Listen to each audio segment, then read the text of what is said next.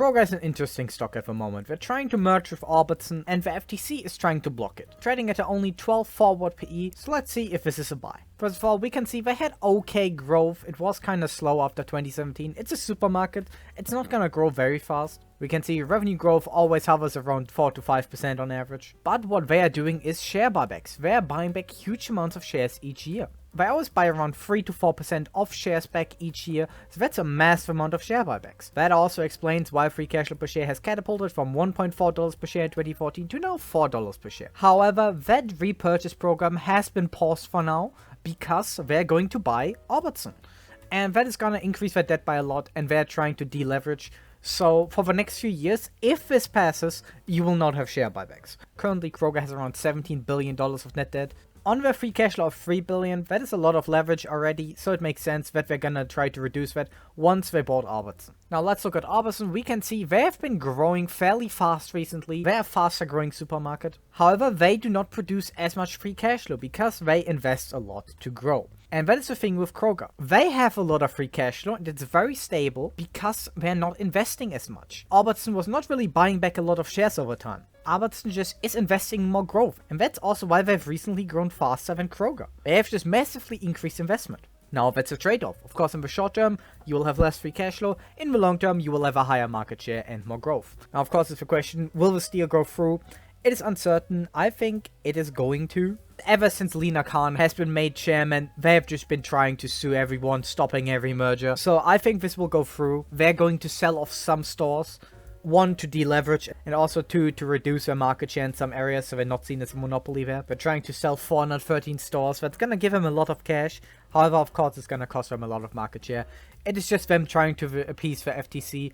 I do not think they're doing this to reduce debt. Now, why are they even merging? They're saying together they can invest more to lower prices. I kind of believe them, honestly, because supermarkets are a brutal business, with profit margins hovering on lower than 2%. If your products cost 1% more than the competitor because he invested $10 billion into new storage facilities, then you're screwed. And here's also the reason why Kroger has ramped up investment. If you look at Walmart's capital expenditures, we can see ever since 2020, they have doubled them, ramped them up to $20 billion. If we look at Albertsons, that would be 1/3 of the revenue that they would just spend on capital expenditures. They can obviously not afford that. Kroger at $150 billion, Walmart brings in $648 billion. They cannot afford to compete with Walmart on their own. As Charlie Munger said, supermarkets are one of the hardest businesses to compete in.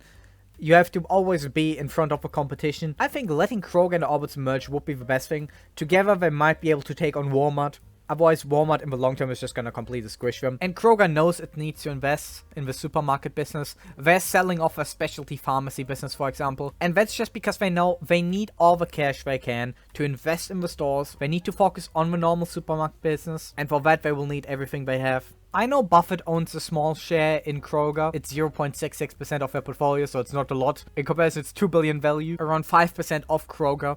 But I do not really know what he sees in it. Sure, they buy back shares. They had a good run-up because of that. However, they don't grow that fast as their competitors because of that. Ever since the competition has just started massively investing, they have not grown as fast. If we compare from 2018, $125 billion of revenue to $150 billion. Meanwhile, Walmart from $500 billion to $648 billion. Albertsons from $60 billion to $77 billion. It's currently clear that all the companies around them are just spending more than them right now. I think they need this acquisition. I think they need to spend more afterwards. However, that will also be hard because they will need to deleverage first. The merger is a long-term play here. Now, of course, they're trading at a way lower multiple than, for example, Walmart. Walmart trading at a 26 multiple. I think Walmart is the superior business. Is it worth more than 2 times the price? I don't know. So let's run the numbers. Kroger makes around $4.16 in free cash flow per share right now. How are we assume they're gonna grow? The acquisition is gonna be in cash. So you're not gonna be diluted, and if they issue some shares, it's not gonna be a lot.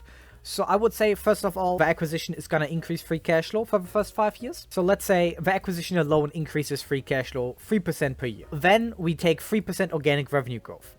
They're not going to grow fast during that time, the organic business. They're going to have to pay down a lot of debt. They're not going to be able to invest a lot. However, after those 5 years, I believe they will either invest more or start buying back shares again, which they won't do for the first 5 years. On top of a 3% organic growth, they can either buy back 3% of shares or invest a bit more so they grow a bit faster. So I would say 6% for the next 10 years sounds reasonable. 15 multiple, it's an okay business. Really see anything wrong with it. Nothing special. Of course, they're a smaller business than Walmart. Gotta watch out there. Would say 50 multiple sounds reasonable. 25% payout ratio with a little deduction due to taxes. That would leave us to an intrinsic value of $48 a share. Currently trading at 57. Not enough for a 10% return with these calculations. And remember, this depends on the merger going through. If the merger doesn't go through, I don't even want Kroger that much. I would say lower multiple. Maybe a slightly higher growth rate because they will buy back shares, but the business will decelerate in the future. Now, what if it goes better? Maybe the organic business on its own grows faster. I don't really see any other way that it could go better. There's not really a lot of variables you can play with here. They can't buy back shares because of the debt bill they'll have.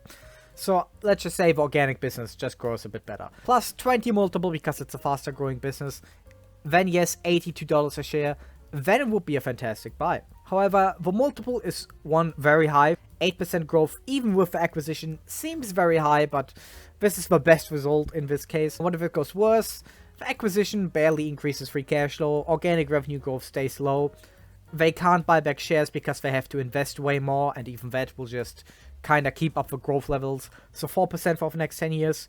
They stay at the 12 multiple just because capital heavy business, not a lot of growth, not a lot of buybacks. There would be no value created here really. $38 a share. Huge drawdown from today. So where do I see Kroger? I do not really see it as an obvious buy. Maybe there's some value that will be created during the acquisition that will play out, but it is fairly risky. They will have to invest a lot of money. They will have to pay down a lot of debt afterwards. It is just a very hard business to compete in. What do you think? Write down below. Have a good day.